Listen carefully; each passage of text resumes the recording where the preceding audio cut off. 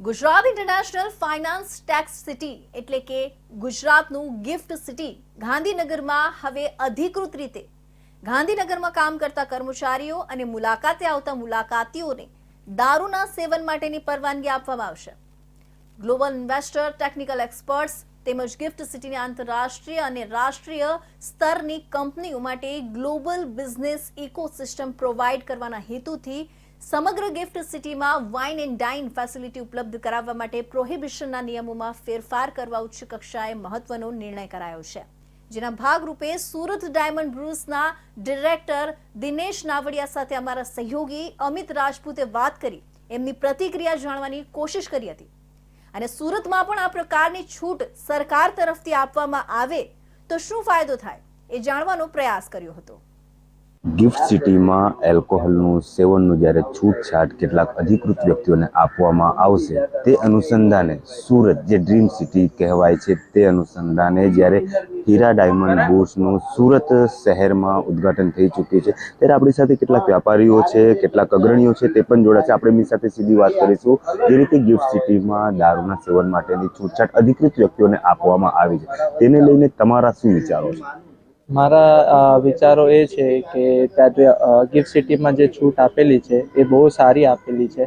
એની માટે ગિફ્ટ સિટીને બહુ ફાયદા થશે, બહુ ક્લાયન્ટોનું અટ્રેક્શન બી થશે અને બીજા બી અટ્રેક્શન ઘણા થશે કે કોઈ ક્લાયન્ટ નથી કે પણ ગિફ્ટ સિટીમાં એ લોકોને વિઝિટ કરવી છે ખાલી જોવા માટે તો બી લોકો આવશે કે ભાઈ ગિફ્ટ સિટી છે શું, એની માટે જાણકારી માટે બી લોકો એટ્રેક્ટ થશે। શું આલ્કોહોલ છે એ બહુ પ્રેફરન્સમાં હોય છે, એ લોકો કન્ઝ્યુમ કરે છે રેગ્યુલરલી, એ લોકોના કલ્ચરમાં એ વસ્તુ છે અને એ વસ્તુ આપણે અહીંયા લઈ આવશું તો એ બહુ ફાયદાકારક રહેશે। આપણી સાથે જે હીરા વેપારીઓ હતા, જે ફોરેન જવા લોકો હતા તે લોકો જોડાયા હતા। સીધી આપણે વાત કરીએ તો જીજીવીટીસીના જે ચેરમેન છે દિનેશ નાવડિયા, પૂર્વ ચેરમેન હતા, એમની સાથે આપણે વાત કરીશું। હીરા ડાયમંડ બુર્સમાં તેઓ વ્યાપારી તરીકે, આપ શું જણાવો છો જે રીતે હીરા ગિફ્ટ સિટીમાં એલ્કોહોલનું સેવનનું હોટલોમાં છૂટ આપવામાં? ગુજરાતના વિકાસશીલ મુખ્યપ્રધાન શ્રી ભૂપેન્દ્રભાઈ પટેલે એમની સરકારનો આભાર વ્યક્ત કરું છું। આપણે જાણીએ છીએ કે ભારતના યશસ્વી વડાપ્રધાન નરેન્દ્રભાઈ મોદીજી જ્યારે ગુજરાતના સીએમ હતા ત્યારે એમને દીર્ઘ દ્રષ્ટિના કારણે ગાંધીનગરની બાજુમાં ગિફ્ટ સિટીનું આયોજન કરવામાં આવ્યું। જ્યારથી સેન્ટ્રલની અંદર એનડીએ સરકાર આવી છે ત્યારથી ગિફ્ટ સિટીના ડેવલપમેન્ટ માટે બજેટની અંદર અવારનવાર ઘણી મોટી જાહેરાતો થતી હોય છે, વિદેશના ક્લાયન્ટોને આકર્ષવા માટે, વિદેશના બાયરોને આકર્ષણ માટે, પરંતુ કંઈક કડી ખૂટતી હતી એવો ઇન્ડસ્ટ્રીના લોકો પણ અવારનવાર ગુજરાત સરકારને જાણ કરતા હતા। ગઈકાલનો જે પોઝિટિવ નિર્ણય છે કે ગિફ્ટ સિટીના એરિયાની અંદર આલ્કોહોલ ફ્રી તરીકે જે ડિક્લેર કરવામાં આવ્યું છે, હું ચોક્કસ માનું છું કે ગુજરાતના વિકાસની અંદર આ નિર્ણય ખૂબ પોઝિટિવ રહેશે અને એના કારણે જે ભારતનું ગ્રોથ એન્જિન ગુજરાત છે એ ગ્રોથ એન્જિનની જે બિરુદ છે એ ચોક્કસ પોતે જાળવી રાખશે એવું હું ચોક્કસ માની રહ્યો છું। ગિફ્ટ સિટીની જેમ જો ડ્રીમ સિટીમાં પણ થોડી ઘણી છૂટછાટ આપવામાં આવે તો કેટલો ફાયદો?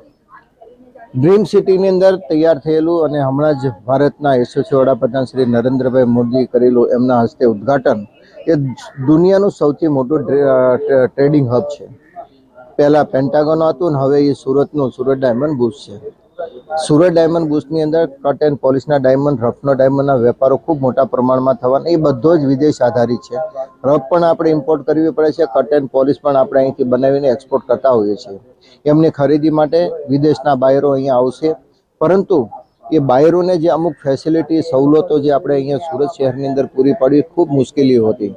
હું ચોક્કસ માનું છું કે ડ્રીમ સિટીના ડેવલપમેન્ટની અંદર ગુજરાત સરકાર તાત્કાલિક જે હોટલ માલિકો 7 સ્ટાર અને 5 સ્ટાર હોટલનું નિર્માણ કરવા માગે છે એમનો સંપર્ક કરીને એમને પહેલેથી જ બાંહેધરી આપવામાં આવે કે તમે આ હોટલ અહીંયા સ્ટાર્ટ કરો અને જે ગિફ્ટ સિટીની અંદર પરમિશન આપી એ જ પ્રકારની પરમિશન અમે તમને આપતું। હું ચોક્કસ માનું છું ખૂટતી કડી આ 2-3 પોઝિટિવ નિર્ણયથી સરકારના સુરત ડાયમંડ ગ્રોથ જે અમે માની રહ્યા છીએ અને કદાચ 3 કરોડ ડબલ સ્પીડથી ગ્રોથ થશે એવું હું ચોક્કસ માનું છું।